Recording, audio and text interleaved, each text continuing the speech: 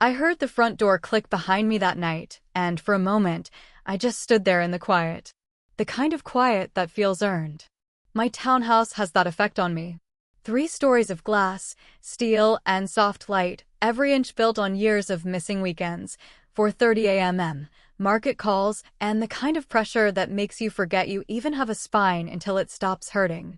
I bought it 3 years ago, after a decade of being the first one in and the last one out. To me, this place isn't just a home. It's proof. Proof that I didn't owe anyone my success. Proof that I didn't need rescuing. Proof that I built something solid with my own 2 hands when everyone said I was too young, or too intense, or too much. But the thing about having something beautiful is, people begin to see it as theirs too. My family, especially. Ryan, my younger brother, has always floated through life like someone else would catch him if he slipped. And most of the time, he was right. My parents especially. My mom, Linda, loves him with the kind of blind affection that erases consequences. My dad stays neutral the way Switzerland stays neutral, quietly, politely, uselessly. So when my phone rang one early spring afternoon and I saw Mom's name flash across the screen, I already felt that tight pull in my stomach. She didn't even say hello. She launched straight into it. "We need your townhouse for Ryan and Kayla's engagement fundraiser." I remember leaning back, letting her words sink in. Need. Not could we, not would you mind. Just need. Then the guilt came like clockwork. How Ryan deserved a beautiful celebration. How Kayla's family was doing so much already. How it would mean the world if I stepped up for once. Dad chimed in later with his soft, disappointed sighs, the kind that make you feel like you kicked a puppy. And after an hour of pressure layered on pressure, I agreed. I told myself it was just one night. Just a fundraiser. Just family. But I set rules. Clear ones. No more than 90 guests. Done by 10 p.m. No changes to the house. No contractors. No small improvements. Mom said I was being dramatic.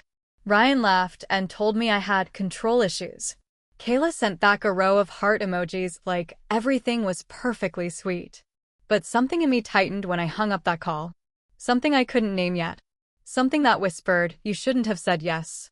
And I wonder now, would you have felt it too? Because looking back, that was the night the ground under my feet started to shift. I just didn't know yet how far the cracks would run, or how deeply they would cut. The first sign that something was off didn't come as a fight. It came as a notification. I was sipping my first coffee of the day, watching the steam curl up from the mug, when my phone started lighting up on the counter. One vibration. Then another. Then a full-on buzzing pattern that told me someone was trying to take over my morning. Kayla. By the time I picked it up, she had flooded my screen with images. Screenshots of my living room from social media, a photo she took on the balcony last Thanksgiving, a shot of my backyard from some casual Sunday barbecue she had turned into content. Under each picture, there were notes. Thinking this wall would be perfect for a sponsor backdrop. We could do a raised stage here for the auction. Maybe a longer layout for the bar by your slider doors. And then the line that made my jaw clench. We should definitely go later than 10. Midnight has a better energy. I just stood there in my kitchen, looking at photos of my own home as if it were an empty event space she'd rented with a credit card. It was like Kayla had quietly reclassified my life as a set. I texted back, short and clear. Kayla, no. We agreed, done by 10. No stage. No structural changes. Those are my conditions. Her response came fast. She brushed past the word agreed, like it had never existed.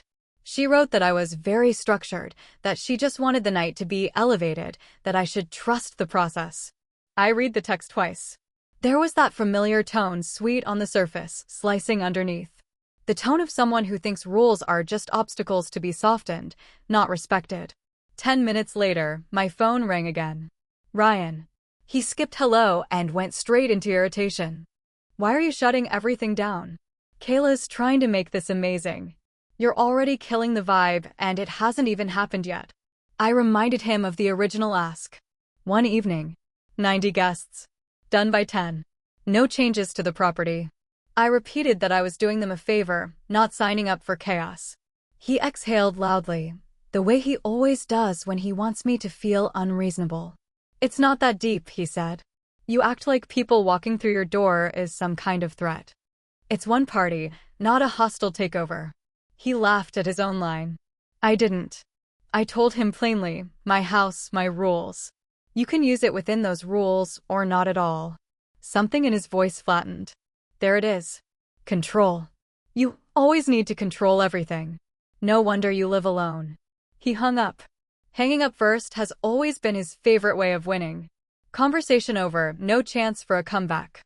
I stared at my reflection in the black screen for a moment and felt that old ache in my chest, the one that says, here we go again. Same script, different year. The next day, it escalated. This time it was my mother. Mom doesn't do direct confrontation right away. She starts with disappointment and works her way toward accusation, like she's slowly turning up a dial. She opened with, I heard you upset Ryan again. No small talk. No, how's work? No, how are you? Just immediate positioning. I was the problem. I explained the situation in the calmest tone I could manage. I had agreed to host. I had been clear about the boundaries. They were trying to expand those boundaries without asking, and I was simply holding the line. She sighed like I had told her I was dropping out of school to join a circus. You know how much this means to him, she said. He's finally doing something good. Something serious. You have a beautiful home. Why can't you just share it without making it difficult? There it was, the word share, wielded like a moral weapon. I am sharing, I said. Within reasonable limits. It is still my name on the deed, Mom. I am responsible if something happens. I'm not being difficult. I'm being careful. She let the silence stretch, then added, softer but sharper, sometimes I think your success made you selfish. Everything is about protecting what's yours now. Where is your heart in all this? I knew that line. I had grown up inside that line. It meant, if you don't sacrifice yourself for your brother, there is something wrong with you.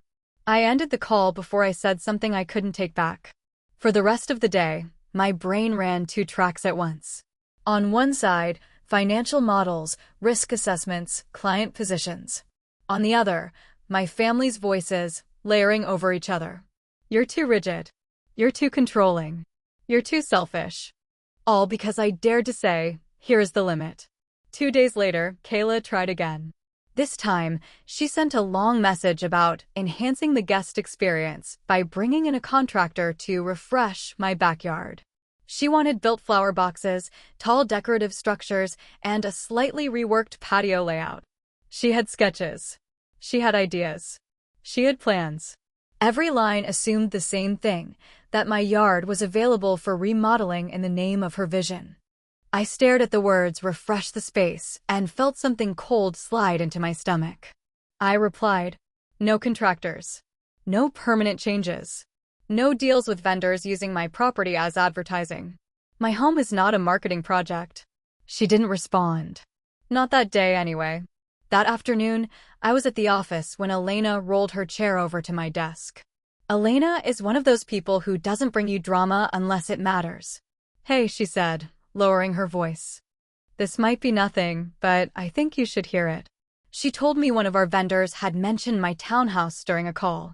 He'd said he was excited because someone had been talking about using a sleek 3-story place in Austin for events and stays, and when he described it, well, it sounded familiar. So I asked who was talking about it, Elena said. He mentioned a woman planning an engagement fundraiser. Kayla, I think. Does that ring a bell? My hands felt suddenly too still on my keyboard. What exactly did she say? I asked. Elena thought for a second. He said she talked like she and her fiancé would be using the townhouse long-term. Not just for one night. More like it was going to be their base for a while. He assumed you were doing some sort of partnership. I felt the air thin just a little around me. Using it long-term, I repeated. That's how he phrased it? She nodded. Look, maybe it was just bragging. But your face changed when I mentioned it, so I figured I should tell you. After she left, I stared at my monitor for a full minute without seeing a single number. Up until that moment, everything could be blamed on bad boundaries and entitlement. A brother used to being rescued. A fiancé addicted to image. A mother who sees my life as an extension of family needs. But using it long-term sounded like something else. It sounded like a plan. I went home that night and moved on instinct. First, I opened my messages and started saving everything. Every text from Ryan. Every request from Kayla. Every guilt-soaked call recap with my mother. Screenshots went into folders. Folders went into backups. Then I went to my closet, opened the fireproof box, and took out my deed. My name, printed clearly. My signature. My property. I photographed every page and stored digital copies in multiple places. Cloud. External drive. A secure folder I never labeled with anything obvious. After that, I walked the perimeter of my townhouse. Front door. Back gate. Side path. Garage entrance. I checked each lock, each hinge, each camera angle from the small indoor units I already had. I noticed where the blind spots were, where someone could move things in or out without being seen from the street.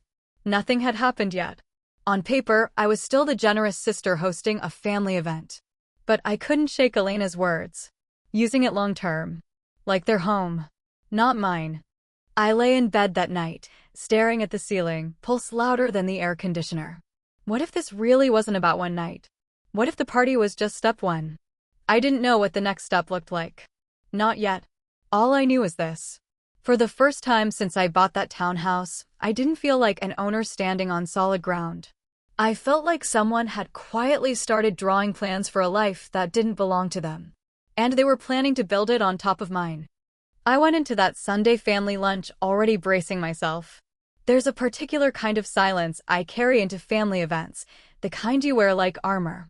You walk in smiling, nodding, making small talk, but underneath it your mind is scanning every tone, every glance, every question shaped like a hook. The restaurant was loud enough to hide tension, but not loud enough to hide the way Mom's eyes narrowed the moment she saw me. She didn't hug me. She didn't need to.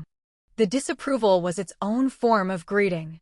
Ryan and Kayla were already at the table, Ryan talking with his hands, Kayla glowing like she lived under a permanent spotlight. She touched my arm, too warm, too familiar. "We're so glad you made it," she said. As if I was the guest in her life, not the sister in his. I sat, listened to the clatter of plates, tried to anchor myself in normal conversation. But something was wrong. Not just the usual pressure. A different kind of wrong, sharper, buzzing under my skin. Then Jenna arrived. My cousin Jenna is the opposite of Kayla in every possible way. She works at a bar, calls things what they are, and has the kind of blunt honesty that makes people either love her or stay terrified of her. She slid into her seat, didn't touch her menu, didn't greet anyone. Her eyes locked onto mine almost immediately. "Lauren," she said, "come outside with me. Now." Her tone didn't ask for permission. It cut straight through the noise. We stepped onto the back deck of the restaurant, wooden boards, warm sun, the hum of traffic behind the trees. She closed the door, crossed her arms, and said, "You need to know something before that fundraiser happens." My stomach tightened. "What is it?" "I overheard Ryan and Kayla at the bar a few nights ago," she said. They weren't alone. Kayla's brother was with them. Logan. I waited. She exhaled, slow and deliberate, like she was bracing me for impact. "They were talking about your townhouse. Not the party. Not the fundraiser. Your townhouse." A cold pulse went through me. "What about it?" "That they're planning to file paperwork claiming it belongs to them." Her voice didn't waver. "They said you're too structured and too isolated to fight it long term." They were laughing about it. The wooden deck suddenly felt unstable beneath my feet. "Paperwork?" I asked. "What kind of paperwork?" "The kind Logan bragged about knowing how to handle. Real estate stuff. Transfers. Claims. He said he's done it before." Jenna paused. He used the word quiet. As in, we'll do it quiet, she'll fold. I felt my breath pause in my chest. "And Kayla?" I managed to ask. Jenna looked away for a moment, then back at me. "She said she might tell your parents she's pregnant. Said if they feel protective enough, they'll pressure you harder. She said you'll break under family guilt." I stared at her. "She was drinking?" I asked. "She was pounding shots," Jenna said. "Whatever story she's planning to spin, she wasn't acting like someone protecting a baby. There it was. Not a boundary issue. Not an overstepping situation. Not entitlement. A plan. A coordinated attempt to grab my home using family pressure, forged paperwork, and emotional manipulation as leverage. You can't confront them yet, Jenna said quietly. They'll hide everything. They'll get careful. Let them think you're clueless. Instead, you start documenting. Lock things down. Get legal advice. Protect yourself. For a moment, I couldn't speak. My pulse thudded in my ears. I felt the air on my skin as if the world had sharpened. Why are you telling me this? I finally asked. Jenna shrugged, but there was nothing casual in it. Because you're the only one in that family who ever had to fight for your life. And they think you're too tired to fight again. Prove them wrong. I didn't hug her. I didn't cry. I just stood there, feeling something inside me shift into place, something solid, something cold, something ready. Because in that moment, I understood. This wasn't a misunderstanding. This wasn't drama. This wasn't family tension. This was a theft in progress. And they were counting on me to stay the quiet girl who swallows guilt and keeps the peace. They had no idea who they were dealing with. I didn't sleep that night. Not really. I lay there in the dark, watching the faint glow from the street lamp slide across my ceiling, replaying Jenna's voice on a loop. The words wouldn't let go. File paperwork. Make it look like it belongs to them. Tell them she's pregnant. Quiet. She'll fold. That was the part that stuck under my skin like a splinter. They were planning around my collapse. They weren't just betting on fake documents. They were betting on my history with guilt. By sunrise, I had made a decision. This wasn't going to be handled with feelings. This was going to be handled with structure, paper, signatures, and cameras. The next morning, I called Marcus. Marcus Hall has been my friend since my early analyst years. He's a real estate attorney with the exact temperament you want in a crisis. Calm, thorough, allergic to drama, obsessed with documentation. He picked up on the second ring. Lauren, what's wrong? He asked. No warm-up, no preamble. He could always hear it in my voice. I laid everything out. No sugarcoating, no holding back. The fundraiser. The endless small tweaks. The vendor comment about using my place long-term. Jenna's overheard conversation at the bar. Logan's bragging about fake paperwork. The planned pregnancy lie as emotional leverage. When I finished, there was a short silence. Then Marcus spoke, voice clipped and precise. Okay, he said. First thing, don't confront anyone yet.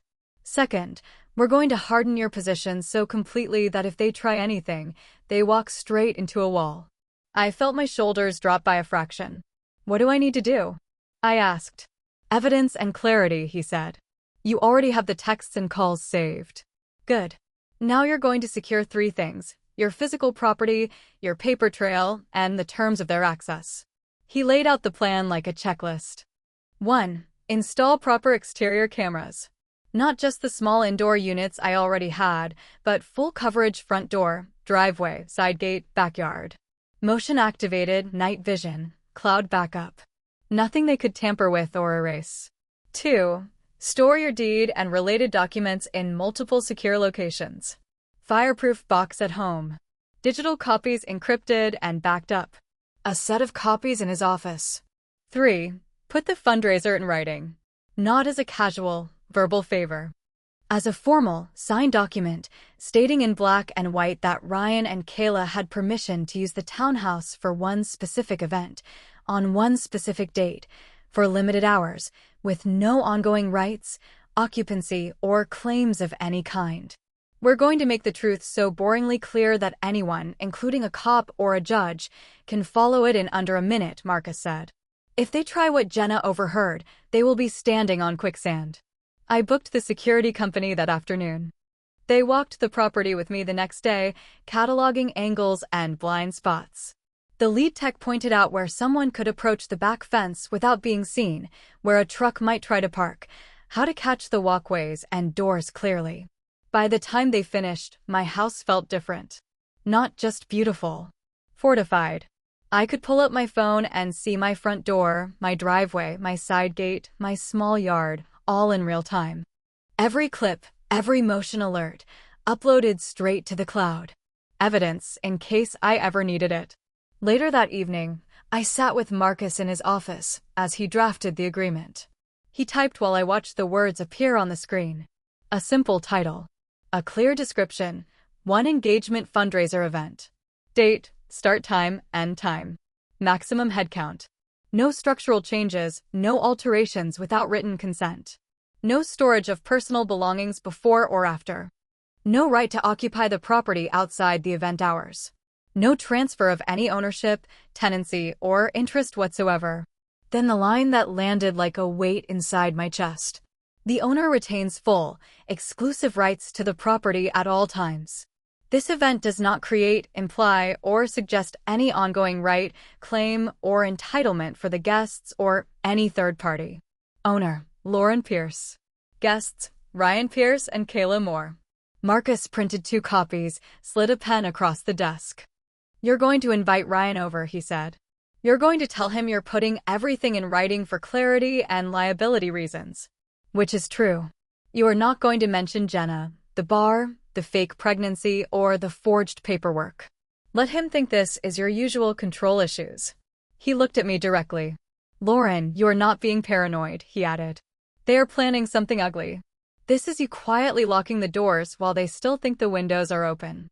I nodded. I signed both copies. My name, my hand, my house. The next evening, I texted Ryan. Can you come by? I want to go over details for the fundraiser. He showed up late, as always. Same loose posture, same easy grin, same faint smell of cologne and carelessness. He flopped onto my couch like he owned part of it. This place is going to look incredible once we get everything in, he said, glancing around.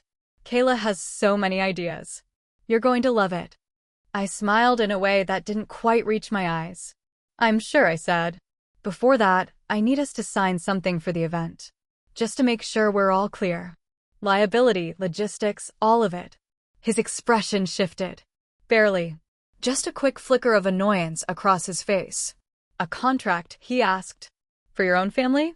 It's a simple 1-page agreement, I said, keeping my tone light. Marcus helped me draft it. It just confirms this is a one-night use, nothing more. Start time, end time, guest count, responsibilities. You'd be amazed how many things can go wrong when alcohol, crowds, and property meet. This protects everyone. He leaned back, exhaled through his nose. Wow, you really don't trust me. That's not what this is, I said. This is how I handle everything in my life now. In writing, clear, structured. It's how I keep what I've built from getting messy. You're not the exception to that. He stared at the document when I set it on the coffee table. Read a line or two, then laughed under his breath. Marcus really did this? He asked. Figures. Still, he picked up the pen. For a moment, he hesitated. Pen hovering. Eyes scanning the line about no ongoing rights, no occupancy, no claim of any kind. That part, he said, tapping it, that's a little much, don't you think? Not at all, I replied. It just says in legal language what we already know is true. This is my house. You're borrowing it once. That's it. He looked at me then, searching my face. Maybe trying to decide how far he could push. Maybe trying to see if I suspected anything beyond normal boundary issues. Whatever he saw must have reassured him. Or maybe his arrogance did the rest. He signed. His name sat under mine in blue ink. Ryan Pierce. Guest. No rights. No claim. Kayla will love hearing about this, he said, half joking, half warning. That's fine, I said. If she wants to see it, I'll send her a copy. He left soon after, tossing a casual, thanks again, you're the best, over his shoulder as if he hadn't just given me exactly what I needed. When the door clicked shut, I picked up the signed agreement and felt my pulse finally steady. I scanned it. Backed it up. Sent a copy to Marcus. Filed the physical pages with my deed and mortgage documents.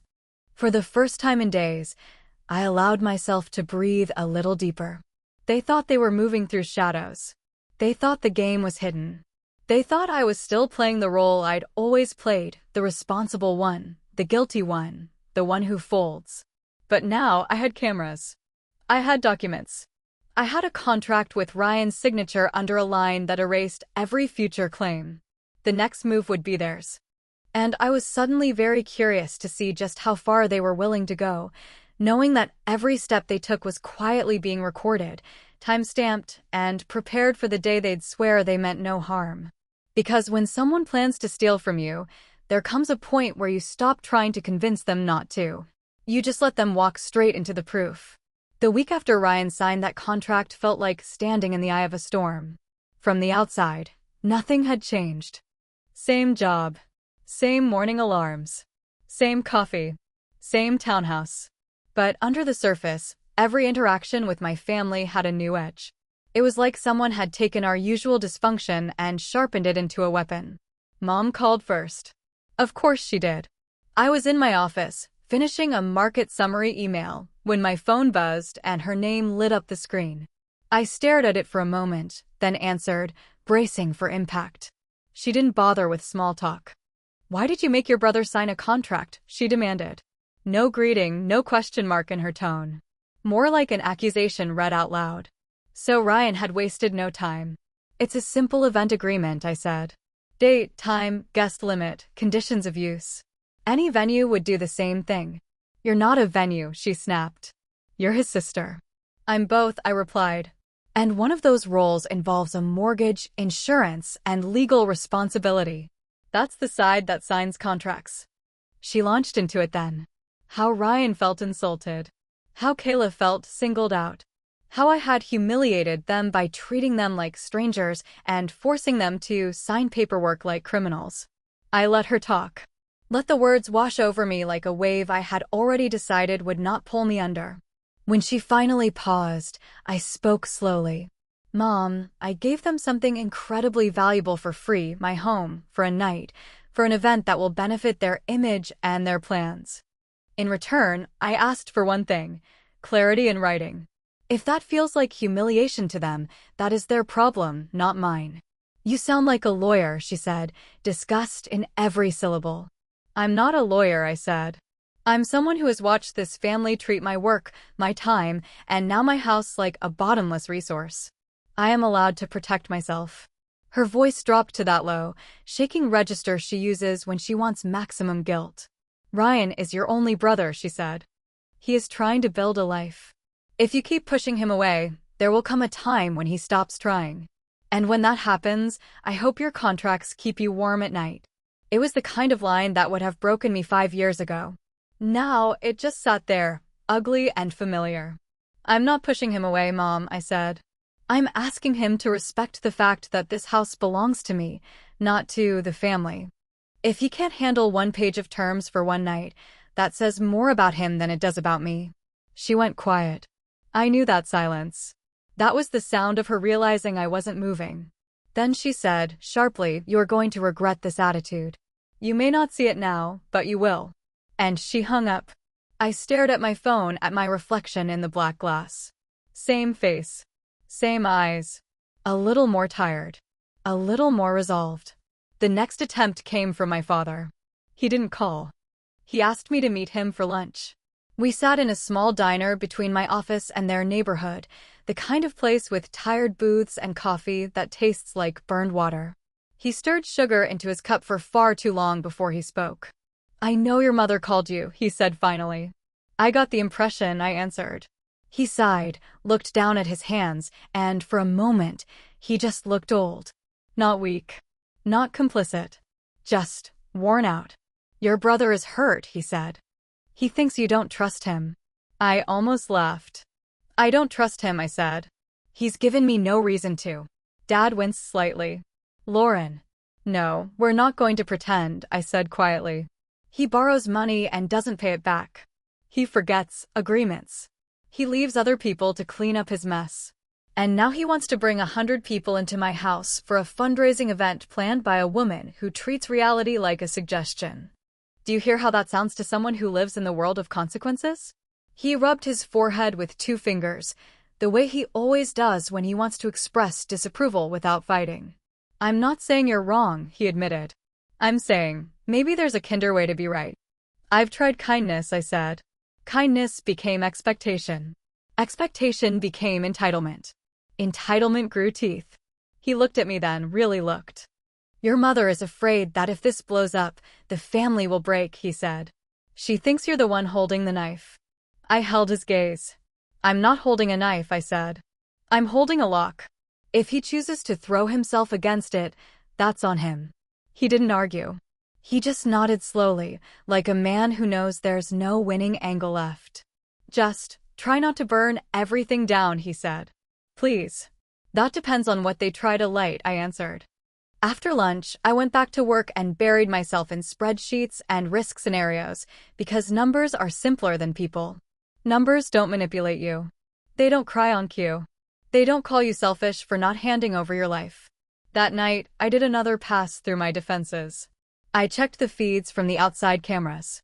Saved a few random clips to confirm the cloud backup was working.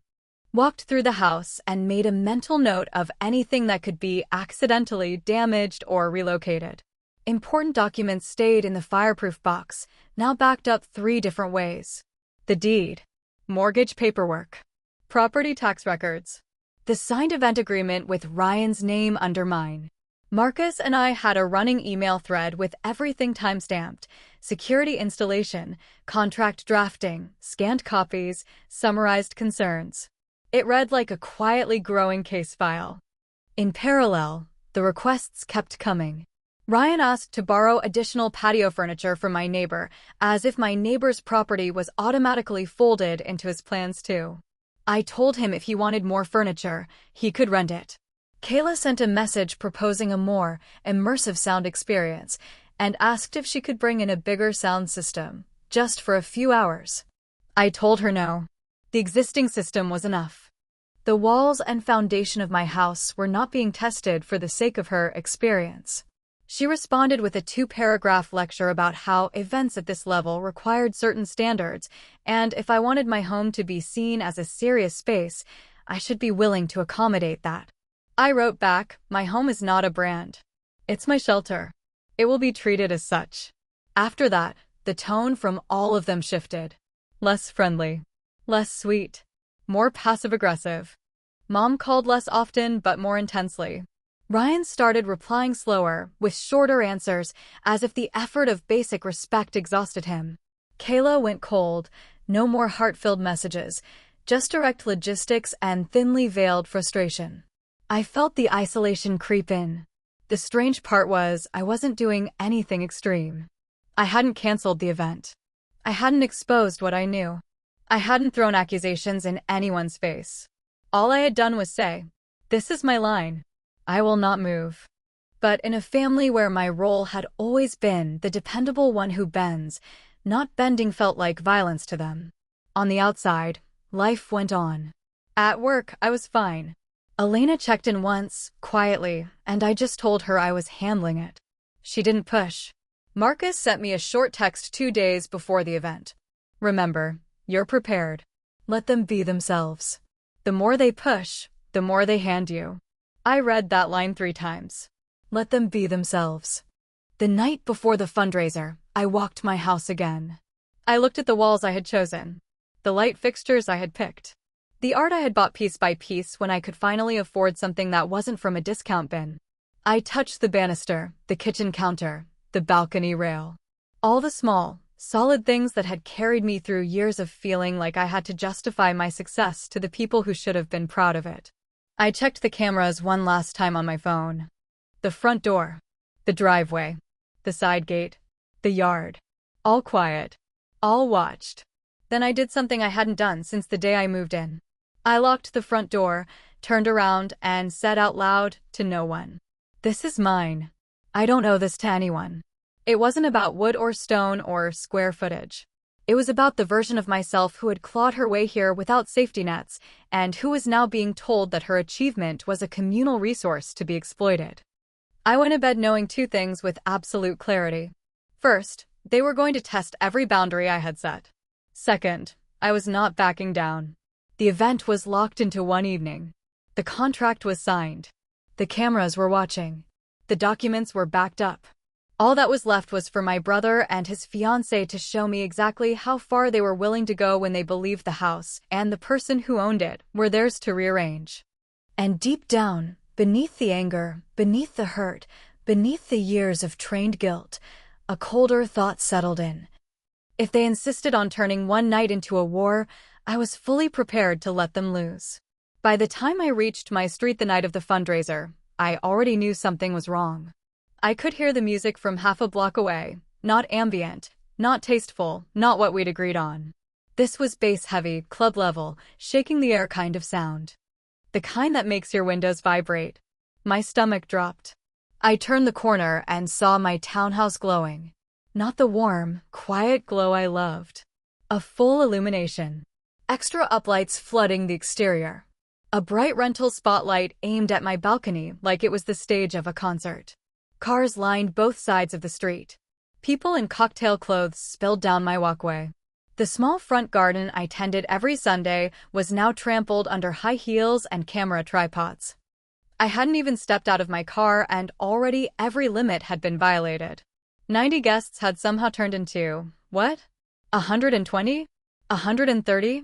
More? The front door stood wide open. The air was thick with perfume, sweat, and alcohol. I stepped inside and felt that immediate sensory overload, bodies everywhere, heat rising, the floor vibrating beneath my feet. My living room, the space I kept minimal and clean, had been rearranged to make room for a massive DJ rig. Not a speaker.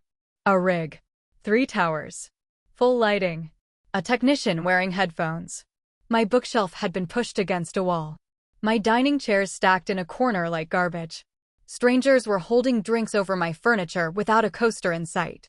I moved through the crowd like someone walking through a dream they can't quite wake up from. I found Jenna first. Of course I did. She cut through the chaos and grabbed my arm. "You need to hear this," she said. She pulled her phone out of her pocket, the same pocket where she kept her bar keys and a tiny bottle of pepper spray, and tapped a recording. I heard Kayla's voice. Bright. Sharp. Amused. She actually believed the pregnancy thing? Oh my God. I can't wait to see her face when she shows up tonight, still trying to be the responsible one. Then Logan's voice lower. Don't push too fast. Apply pressure. Their mom will take care of half the work. Just keep smiling. She'll crack eventually. Then Kayla again. By the end of this weekend, she's going to hand us the townhouse without even realizing she did it. I felt my pulse crawl up my throat. Jenna stopped the recording. Ryan wasn't there when they said it, she said. But he knows. He doesn't mind. He thinks she'll do the manipulating so he doesn't have to. My eyes stung, but I refused to blink. Where's Ryan? I asked. She pointed toward the kitchen. I walked through the crowd, past people photographing my staircase, past someone leaning on my counter like they owned it. I found Ryan behind the drink station, pouring whiskey like he was running a bar. Are you seeing this? I asked. My voice wasn't loud, but it was cold enough to cut glass. He looked at me and smirked. You made it, he said. Try to relax. It's a party. There are far more than 90 people here, I said. There are lights installed outside. You brought in a DJ setup 3 times the size of what we agreed on, and someone has moved half my furniture. It's for the event, he said. You're being uptight. And the pregnancy lie? I asked. Want to explain that?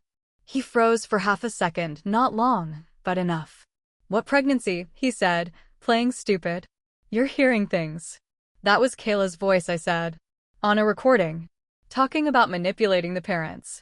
Talking about using sympathy to pressure me. His jaw tightened. You're blowing this out of proportion, he said. You always do. I didn't get a chance to respond. Because suddenly Mom appeared, storming between guests, eyes red and furious.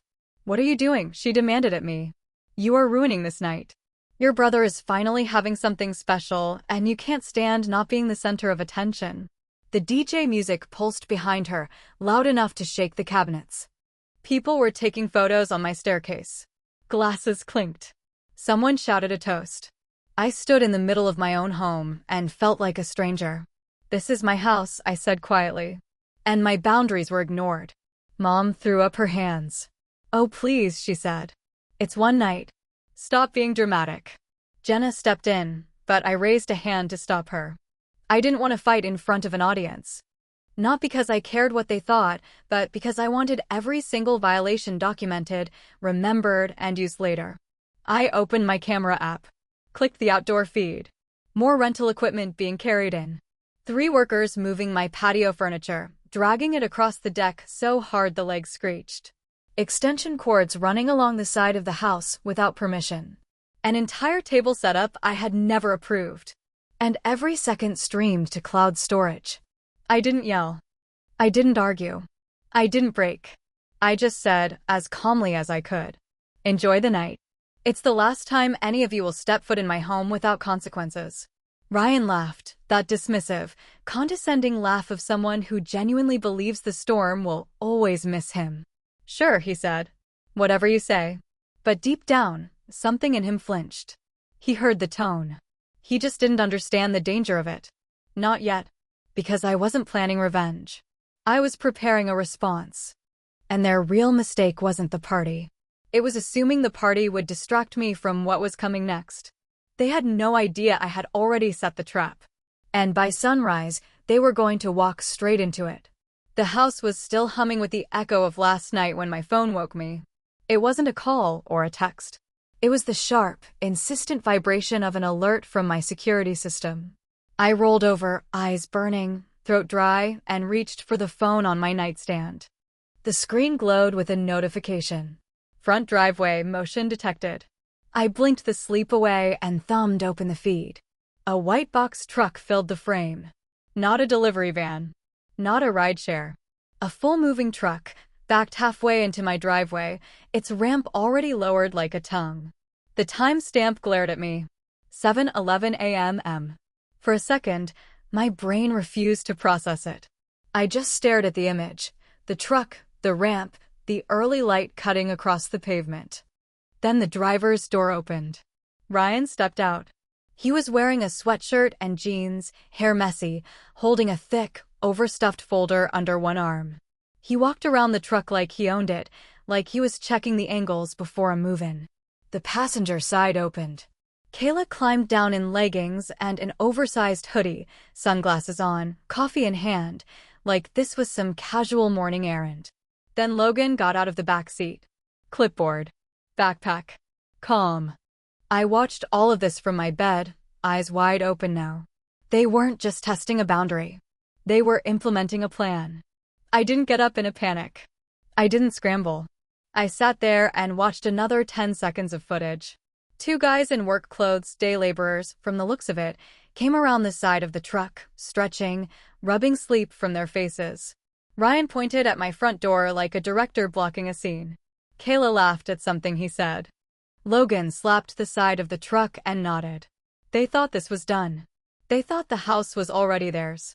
I got out of bed, pulled on jeans and a plain black t-shirt, tied my hair back.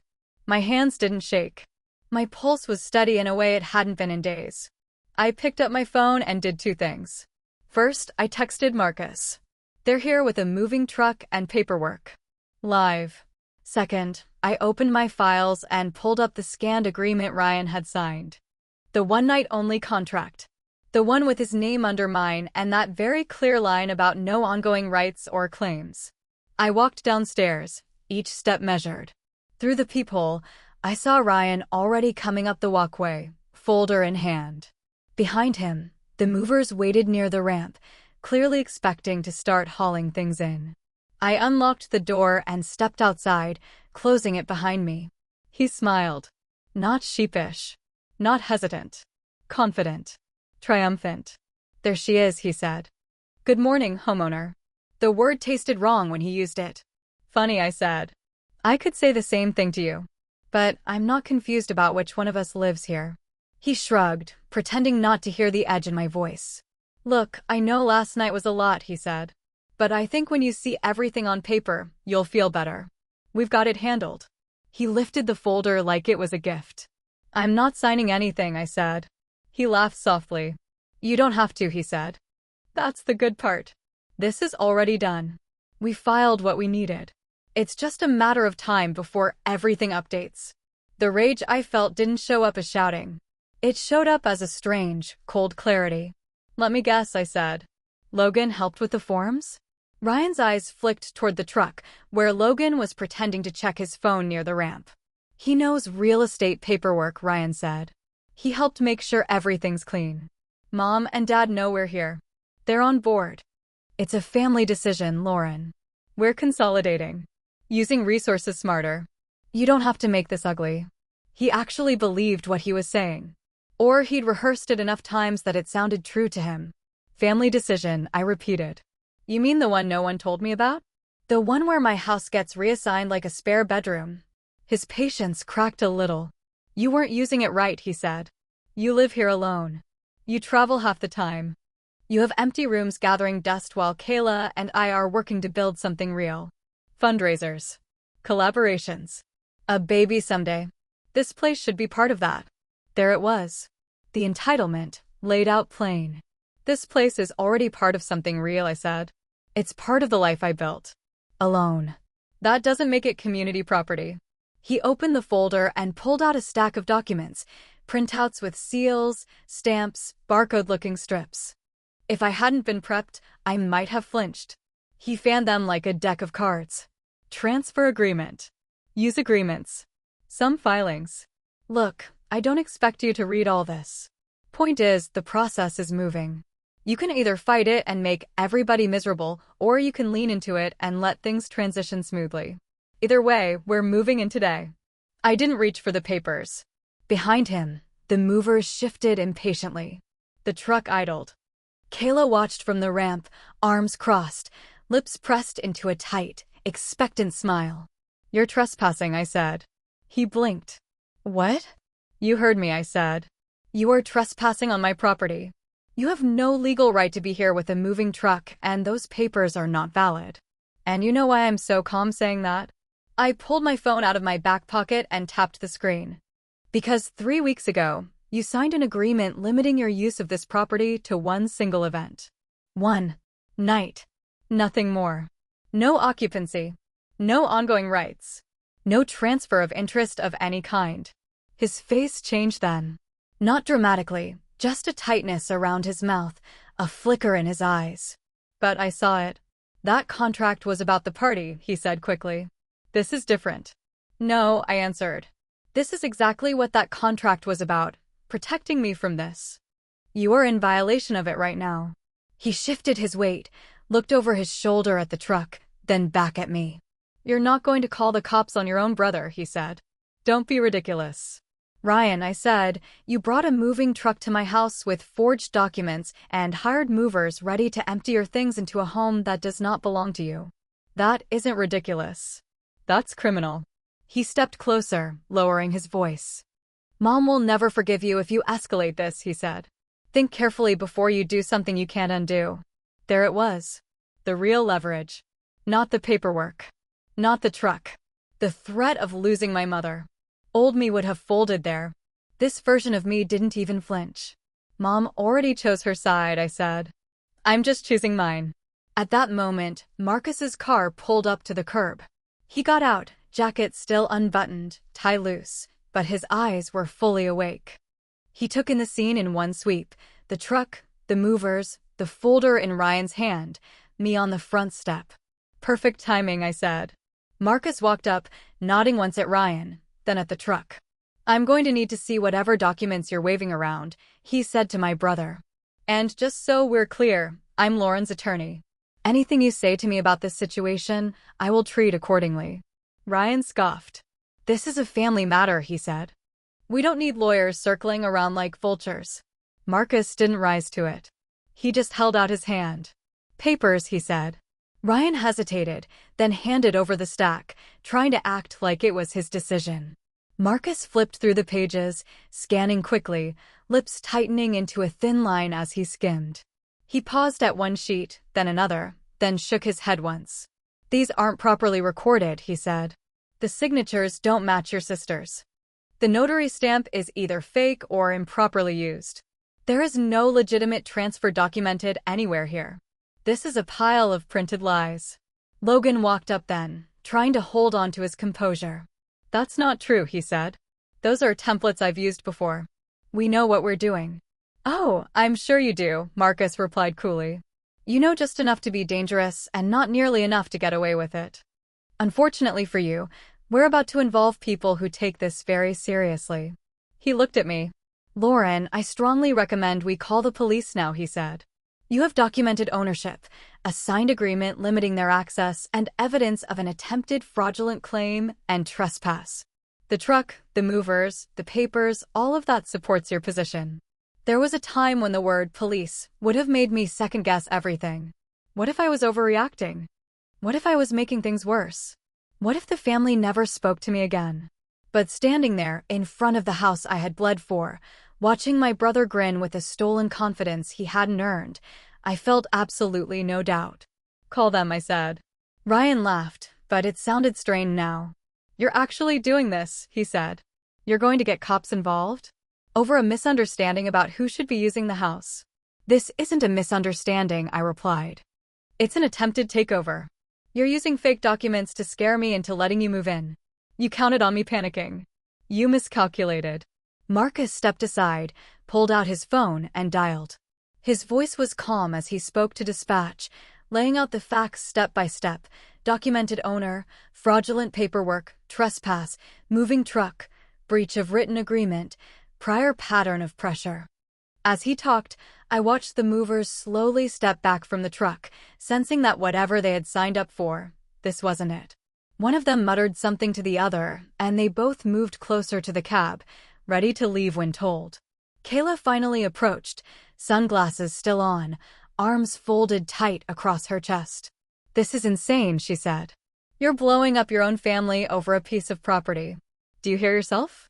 Do you understand how cold that is? I looked her in the eye. You tried to steal my home, I said.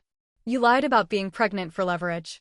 You plotted with my brother and your brother at a bar, using my parents' emotions as a weapon. That's not family. That's predatory. She flinched, just barely. Everything we did was to build a future, she said. You're choosing a house over blood. I'm choosing myself over people who treat me like a resource to be exploited, I said. Ryan scoffed again. Good luck explaining this to Mom, he said. I won't have to explain anything, I replied. The officers will do it for me when they ask why you're here with that truck and those papers. We stood there in the widening silence. The kind of silence that follows a line no one thought I'd cross. Inside, my cameras were still recording the aftermath of last night, the disarray, the equipment, the bodies. Outside, they were recording this, the truck, the faces, the folder of forgeries in Marcus's hands. It occurred to me, as we waited for the distant sound of a siren, that this was the moment everything truly broke. Not because I called the police, but because, for the first time in my life, I refused to let family be used as a shield for abuse. And as much as it hurt, there was a grim, undeniable satisfaction in finally choosing the person who had never been chosen before. Me. The police arrived faster than I expected. I heard the sirens before I saw the lights, a rising wail cutting through the warm Texas morning. Ryan shifted on his feet, glancing back at the truck like it could shield him. Kayla pulled off her sunglasses at last, eyes wide, mouth drawn tight. Logan paced once, then planted himself near the movers, trying to look composed. Marcus stepped closer to me, lowering his voice. Stay calm. Answer only what you need to. Let the evidence speak. I didn't even need the advice. I was calm. Calmer than I should have been. 2 patrol cars pulled up to the curb. 2 officers stepped out, a man and a woman, both alert, scanning the scene immediately, the moving truck, the workers, the papers in Marcus's hand, me standing in front of my own door with my keys still in my fist. The female officer approached first. Morning. We received a call about a possible trespass and property dispute. Marcus nodded, professional and steady. Yes, officer. I'm attorney Marcus Hall. I'm representing the homeowner. This is Lauren Pierce, sole legal owner of this property. We have documentation, a signed agreement, and evidence supporting an attempted fraudulent claim. Her eyes moved to me. Ma'am, is this your residence? Yes, I said. And they're here without permission. Ryan barked a laugh, loud, theatrical. This is ridiculous, he said. We're family. She's just mad because of a party. She's blowing everything out of proportion. The officer didn't even look at him. Not yet. She looked at me. Do you have proof of ownership? Marcus handed over the folder we'd prepared. Copy of the deed. Mortgage records. Property tax statements. The event agreement with Ryan's signature. The officer flipped through each page with deliberate care. Then she asked, "What exactly is the issue this morning?" I pointed to the truck. They arrived with movers and a stack of forged documents claiming they were transferring the house to themselves, I said. They told me they intended to move in today. I have security footage, timestamps, and an agreement Ryan signed stating they had permission for one event only, with no ongoing rights. The officer turned to Ryan. "Sir, do you have documentation supporting your claim?" Ryan walked forward with that same misplaced confidence, the folder held out like it was gospel. "Yeah," he said. "Right here. We already filed the transfer. We're just here to get settled." The officer took the papers. The change in her expression was immediate, subtle, but unmistakable. Her brows drew together. Her eyes narrowed. "These documents aren't notarized properly," she said. "The signatures don't match. This file doesn't correspond to any official county process I'm familiar with. And none of these forms grant you ownership, residency, or entry rights." Ryan's voice went up half an octave. "Well, Logan handled that part," he said, pointing lamely at him. "He does real estate stuff." Logan stepped forward. "I've done paperwork before," he said. "These are valid templates." "Templates do not count as recorded legal transfers," the officer said. "This is not how property law works." The male officer spoke up then, looking directly at Ryan. "You cannot enter or occupy a home based on this. And you definitely cannot bring movers onto someone else's property without explicit permission." Kayla jumped in, eyes bright with righteous desperation. "This is a misunderstanding," she insisted. "It's family business. Lauren is just overreacting. She agreed to let us use the house, and now she's twisting everything to make us look bad." Marcus raised a hand calmly. "She agreed to one event," he said, "which ended last night at 10 p.m., per the contract your fiancé signed. Everything you're doing right now violates that agreement." That was when another car pulled up. A silver sedan. I didn't need to see the license plate to know who it was. "Mom." She practically jumped out of the driver's seat, running toward us, sobbing before she even reached the driveway. "Ryan, baby, what is happening? Why are police here?" She grabbed his arm, clutching him like he was the victim. "Lauren," she cried, turning to me like I had stabbed someone. "How could you do this? Calling police on your own brother? Over some paperwork you don't understand?" The female officer stepped between us with calm authority. "Ma'am, please stay back. We're sorting out a trespass and fraudulent documentation complaint." Mom gasped like someone had slapped her. "Fraudulent," she repeated. "He would never do that. He is the most trusting, gentle." The officer cut in gently but firmly. "Ma'am, these documents are not valid. And your son has no legal right to be here with a moving truck." Mom's face twisted, shock, denial, fury, grief, all crashing at once. "You're lying," she said to the officer. "Lauren is manipulating this. She's always been controlling. She hates sharing. She hates helping. I stepped forward. Quiet. Controlled. "Mom," I said. "They tried to steal my house." She shook her head violently. "No," she said. "No, they wouldn't. They're just trying to start their life. You should want that for them. Why don't you want that?" The male officer cleared his throat. "Ma'am, your son will need to leave the property immediately," he said. "All of them. Or we will escalate this." Ryan threw his hands in the air. "This is insane," he yelled. "The house is supposed to be family property. Everyone knows that." The officer stared him down. "It's not," he said. "Not legally. Not informally. Not by any definition that matters here. Pack up. Leave now." Kayla's face hardened. Her voice dropped. "You're making a mistake," she said to me. "Everyone is going to see how cruel you are." "No," I said. "Everyone is finally going to see how far you are willing to go." The officers stepped closer. "Let's go," the female officer said. Truck closed, everyone off the property. The movers didn't need to be told twice. They started packing up without a word. Ryan looked at me one last time, anger, disbelief, and fear tangled in his eyes. Then he turned and climbed into the truck. Kayla followed, slamming the door behind her. Logan slid in after them, muttering. Mom stayed on the driveway a moment longer, tears streaming down her face. "You're breaking this family," she whispered. "No," I said softly. "I'm protecting myself. That's all I ever did." Dad's car turned onto the street then. He must have gotten Mom's frantic call, but he didn't even get out before the truck pulled away, turning the corner and disappearing. The officers took final statements, confirmed the footage and documents, and assured me I had grounds for a formal complaint. When they left, the street fell silent. It felt like the aftermath of a storm, debris everywhere, but the sky somehow clearer than before. I didn't feel victorious. I didn't feel triumphant. I felt steady, like I had finally stopped sinking. And somewhere deep in my chest, a thought settled. They tried to take everything I built. And instead, they handed me every piece of proof I would need to destroy their plan completely. The street was quiet after the truck left, but my mind wasn't. For a day or two, I moved through my townhouse like I was walking through a crime scene, not because anything was broken, but because every corner held a memory of what they'd tried to do. The trampled garden. The cigarette burn on my deck. A faint scuff on the wall where someone had shoved a speaker. Tiny scars from a failed invasion. Marcus called the next morning. "Are you ready to decide how far you want to take this?" he asked. "How far can I?" I replied. "Legally," he said. "A lot farther than you think."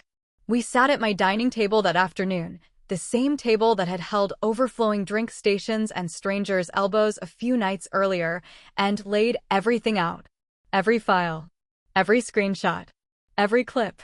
He had me walk him through the timeline, start to finish. The first request to borrow the house. The boundary pushes. Elena's warning about using it long-term. Jenna's bar conversation. The event agreement. The fundraiser turned invasion. The truck. The forged documents. The police. He took notes, not because he didn't remember, but because he wanted the paper trail to be undeniable. "We have enough to pursue a civil case," he said. Attempted fraud. Misuse of property. Breach of contract. Harassment, potentially. "Do I really want to drag this through court?" I asked. He looked at me steadily. "They already tried to drag you through hell," he said. "The question isn't whether you want drama. You already have it. The question is whether you want accountability." I thought about that. About all the times I'd swallowed mistreatment to keep the peace.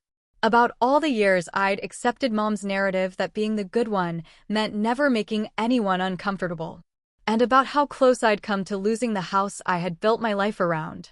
"It's not just about the house anymore," I said. "I know," Marcus replied. "It's about the fact that they were counting on you doing nothing." He laid out the plan. We'd file a civil suit. We'd compile a packet so organized that any judge could skim it and see the story in minutes. Documents in order. Deed and all property records. The one-night event agreement with Ryan's signature. Screenshots of texts from Ryan and Kayla pushing boundaries. Notes from calls with my mother. Security cam footage from the night of the party. Extra guests, unauthorized equipment, unauthorized changes. Security cam footage from the morning of the truck, arrival, behavior, positioning, attempted entry. Copies of the fake transfer documents. A written statement from the police report. And, crucially, Jenna's audio recording. "Is the recording usable?" I asked. "Very," he said. "Clear voices. Clear intent. No expectation of privacy in a public bar. It supports a pattern of planning and manipulation." Jenna came over that evening, dropped her bag on my chair, and handed Marcus her phone so he could transfer the file. "I'll testify if I have to," she said. "I'm not scared of them." "Good," Marcus replied. "But I suspect the recording will do most of the talking." The more we assembled, the more something inside me shifted. I had always associated courtrooms with other people's lives. Messy divorces. Business disputes. Accidents. Not family. But the picture in front of me wasn't family conflict. It was strategy. Leverage. Predation wrapped in familiarity. Marcus suggested one more move. "Before they start spinning their version," he said, "tell the truth. Calmly. Factually. On your terms. Not to fight them. To create a record. You mean post about it, I said. Yes, he replied. You don't have to drag anyone by name. But you can outline what happened. Redact details, block faces, blur whatever. The point isn't revenge. The point is clarity. Once the story exists, it's harder for them to rewrite it. I thought about my extended family. Cousins. Aunts. Old neighbors. All the people who'd only ever seen Ryan's charming side and Kayla's polished presentation. For years, I'd been the serious one.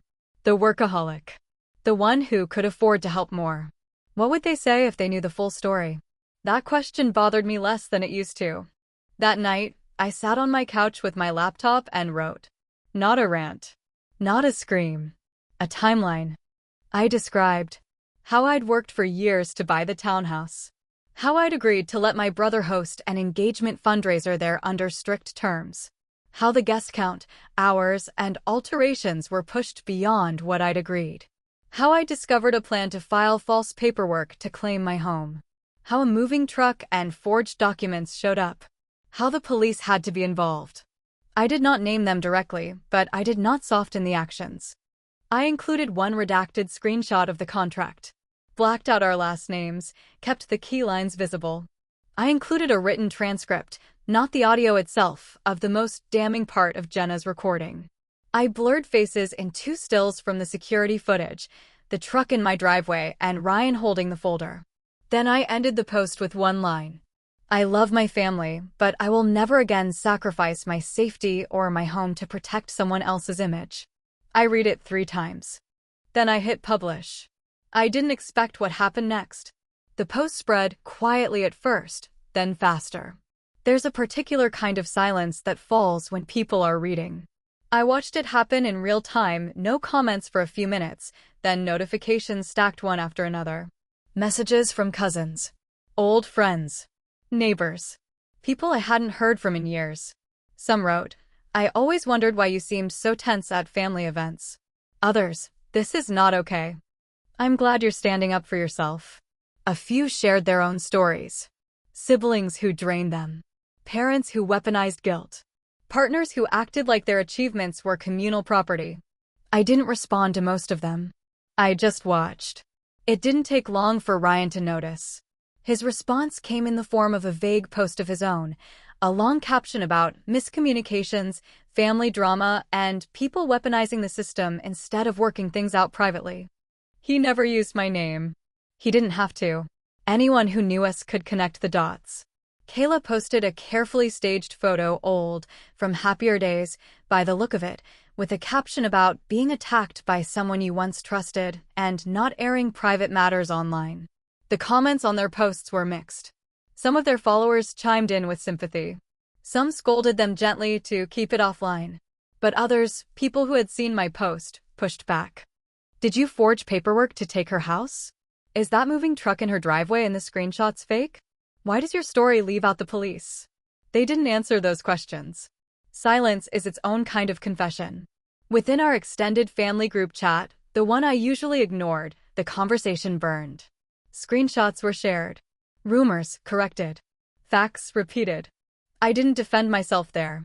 I didn't need to. Jenna spoke up. So did Elena, in a more private message to a few mutuals. This is exactly what happened, Jenna wrote. I heard the plan. I recorded the conversation. She's not lying. That's when the shift began. The aunts who'd always adored Ryan went quiet. The cousins who'd idolized Kayla's curated life stopped liking her posts. And for the first time, the narrative tilted away from Lauren is cold and selfish toward a different question. How far were they really willing to go? Marcus kept me focused on the case. We're not trying this in the court of public opinion, he said. That's noise. We're building something for the court that actually matters. He assembled everything into one clean packet. Exhibits labeled. Dates lined up. Statements written. We filed. Ryan and Kayla were served with the notice a week later. Mom called, sobbing so hard she could barely speak. You're suing your own brother, she said. How can you live with yourself?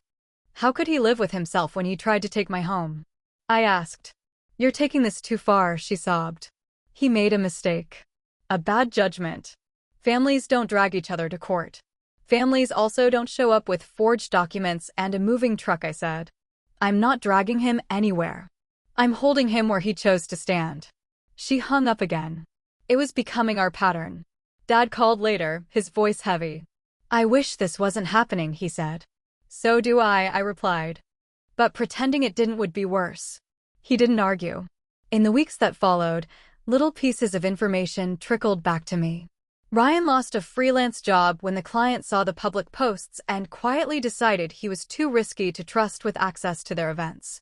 A venue Kayla had been courting dropped her from a collaboration after someone forwarded them the screenshots of the police on my driveway. Logan stopped posting about real estate opportunities altogether. None of that was my doing. I hadn't named them. I hadn't tagged them. Sometimes the truth just echoes louder than spin. As our court date approached, Marcus and I sat down one more time to review everything. Are you sure you want to go through with this? He asked. Last chance to back out before we step into a room where every detail becomes permanent record. I thought about it. About the night I stood in my own kitchen and watched strangers put their drinks on my furniture like I was just the landlord. About the sound of Kayla's voice in Jenna's recording, laughing about the fake pregnancy. About Ryan standing on my walkway, daring me with those forged papers, fully expecting me to fold. I'm sure, I said. If I let this go, I'm telling them and everyone watching that they can get away with this. I'm done teaching people that lesson. Marcus nodded. Then we finish what they started, he said. The morning of the hearing, I put on a simple black dress and a gray blazer. No flamboyance. No theater. Just structure. As I stood in front of the mirror, I realized something. For most of my life, I had been the one who adapted, who shrank, who changed her tone, who made herself small to keep everyone else comfortable. Now, I was stepping into a room where I didn't plan to shrink at all. Because they hadn't just tried to take a building. They had tried to rewrite the story of who I was in it. And I was going to make sure the version that survived legally, publicly, permanently, was the one based on facts, not manipulation. Was I nervous? Of course. But beneath the nerves, there was a steadier feeling, one I hadn't expected. Peace. Because sometimes the moment you stop protecting the people who hurt you is the moment you finally start protecting yourself. And that, more than any house, was something I refused to lose again. The courthouse smelled like paper and old air conditioning. I sat at the long wooden table next to Marcus, my hands folded, my back straight.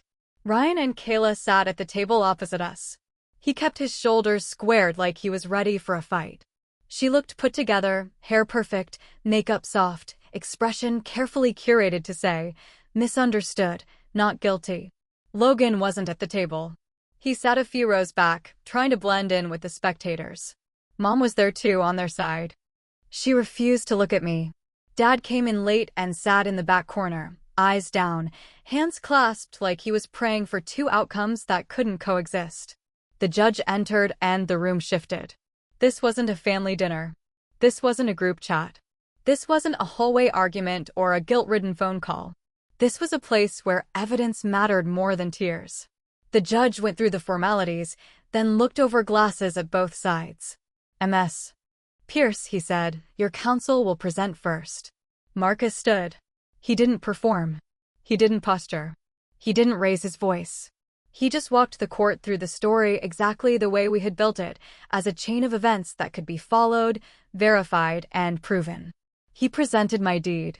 My tax records. The video stills from the security cameras outside and in. The one-night event contract with Ryan's signature under that crucial line about no ongoing rights or claims. He played the recording from Jenna. The judge listened, expression unreadable, as Kayla's own voice filled the room. I might tell them I'm pregnant. If they think there's a baby involved, they'll push Lauren harder. She hates being the bad guy. She'll fold. Logan's voice followed. Do it slow. Use family pressure. Someone like her? She won't want the drama. And then Kayla again. By the end of this, that townhouse will be ours, whether she realizes it or not. Hearing it in that room was different. In my kitchen, it had made me sick. Here, it made everything sharp. The judge stared at Kayla when the audio ended. She lifted her chin but said nothing. Marcus then introduced the police report, the officer's statements about the truck, the forged papers, the refusal to leave until threatened with consequences. He finished with one simple sentence. This was not a misunderstanding. This was not miscommunication. It was a calculated attempt to strip a woman of her home using forged documents, emotional manipulation, and family pressure. The only reason it failed is because she refused to break the way they expected her to. Then it was their turn. Ryan's lawyer tried to paint it as a family conflict gone too far. He leaned hard on the idea of informal agreements, verbal understandings, and shared family assets. But there was no shared asset. Just my house. He suggested that Ryan honestly believed some kind of transfer had been agreed on, that everyone had been on the same page in spirit, even if the legal paperwork hadn't caught up yet. Then the judge held up their so-called documents. These, he said, are not valid instruments. They are, at best, amateur attempts at legal paperwork. At worst, deliberate forgeries meant to deceive. Did your client at any point obtain Ms. Pierce's notarized consent to transfer her property? The lawyer tried to dance around it. The judge didn't let him. Did he or did he not have her signed consent? No, Your Honor, the lawyer admitted. And yet, the judge continued. He showed up with a moving truck, hired labor, and these documents, claiming the house was his and intending to occupy it against the owner's wishes. Correct? The lawyer faltered. Yes, Your Honor, he said. The judge turned to Ryan. Mr. Pierce, he said, what made you believe this was acceptable? Ryan shifted in his seat. I thought it was a family place, he said. We talked about consolidating, using it better. I thought Lauren would come around once it was done. The judge's voice hardened. You thought that if you made your move quickly enough and presented the situation as a fait accompli, your sister would yield? Ryan's silence was answer enough. Kayla's lawyer tried a different angle, leaning into emotion, talking about dreams, future children, investing in their shared life. The judge cut her off. Whatever dreams you had did not entitle you to someone else's asset, he said. And your own words on that recording show clear manipulative intent. A false pregnancy claim to coerce consent? That is not ambition. That is exploitation. He took a long, slow breath and then spoke with the kind of finality that fills a room. The court finds in favor of the plaintiff, Ms. Pierce. My lungs finally remembered how to work. In addition to confirming her sole ownership and right to quiet enjoyment of the property, he continued, the court orders the defendants, Ryan Pierce and Kayla Moore, to pay all of Ms. Pierce's legal fees and additional damages for the attempted fraudulent claim, misuse of property, and associated costs. He listed the figure. It was solid. 5 digits. Not ruinous on paper, but heavy for two people who had been living on image and other people's resources. You are also barred, the judge added, from making any further claim to this property, formal or informal. Any future attempt will be treated as willful harassment and fraud. The gavel came down. Just like that, it was done. Ryan stared at the table. Kayla's face went blank, like a screen that had just lost its signal. Mom was crying in the back row, shoulders shaking. Dad stared straight ahead, breathing slowly, eyebrows drawn together as if trying to solve a problem no one could fix. Outside the courtroom, the air felt brighter. Thinner. Almost too sharp. Marcus shook my hand. You did well, he said. You held the line. I almost broke it, I admitted. But you didn't, he said. That's what matters. Jenna hugged me when we stepped onto the sidewalk. Told you, she said. You're scarier when you're quiet than they are when they're loud. Weeks passed. The legal costs hit Ryan and Kayla hard. They sold off equipment, canceled collaborations, moved out of their apartment and into a relative's place in another state. Their social media presence dimmed. The big declarations and glossy photos gave way to sporadic updates, vague posts about starting over and letting go of toxic energy. I never commented. One evening, months after the ruling, I got a text from Ryan. It was simple. Can we talk? Just once. No lawyers. No drama. Just us. I stared at it for a long time. I thought about the boy he had been, following me around the yard. The teenager I'd driven to practice. The man who had stood in my driveway with forged papers, fully prepared to gut my life for his convenience. I typed out 3 different answers. Deleted all of them. Then I put my phone down. Silence, I'd learned, can be its own boundary. Mom kept calling for a while. Her voicemails were a cocktail of sobbing, accusations, pleas, and nostalgia. "You're my daughter," she would say. "You can't just cut us off because of one mistake." One mistake. I stopped listening after a point. Stopped answering. Stopped trying to explain that what she called one mistake had been a wall of choices, built brick by brick over years. Dad and I found a different rhythm. He texted occasionally, short, neutral updates. Had a checkup, all good. "Your mother's fine, just emotional. Hope you're taking time off work now and then." I replied to those. We didn't talk about the case. We didn't talk about Ryan. We talked about coffee makers, weather, a documentary he liked. Sometimes survival means accepting that some relationships can only exist in shallow water. Deep water is too dangerous for them. As for the townhouse, my house, it changed for me. Not in how it looked. In how it felt. At first, I felt echoes of the party everywhere, music in the walls, footsteps on the stairs, laughter that hadn't been kind. Those ghosts took time to fade. But slowly, the house became mine again. Morning light on the kitchen counter. Quiet evenings on the balcony. Friends over for dinner, the few who had earned that place in my life. I installed one more camera facing the hallway, not because I expected another invasion, but because I liked having the option to see, to know, to protect. Sometimes I'd sit on the couch, pull up the live feeds, and feel a calm I hadn't known I needed. Doors closed. Yard empty. Driveway clear. No trucks. There are people who say blood is always thicker than anything else. That family must be forgiven, no matter what. I used to believe them. Now, I believe something different. Blood doesn't give anyone the right to burn your life down and call it love. The day the last payment from Ryan and Kayla's court-ordered damages hit my account, I checked the balance, closed my laptop, and walked out onto my balcony. The city moved around me, cars, distant sirens, people living lives I'd never know. The air was warm. The sky was streaked with fading light. I looked back through the glass doors at my living room. At the space they had tried to turn into a stage, a set, a stepping stone.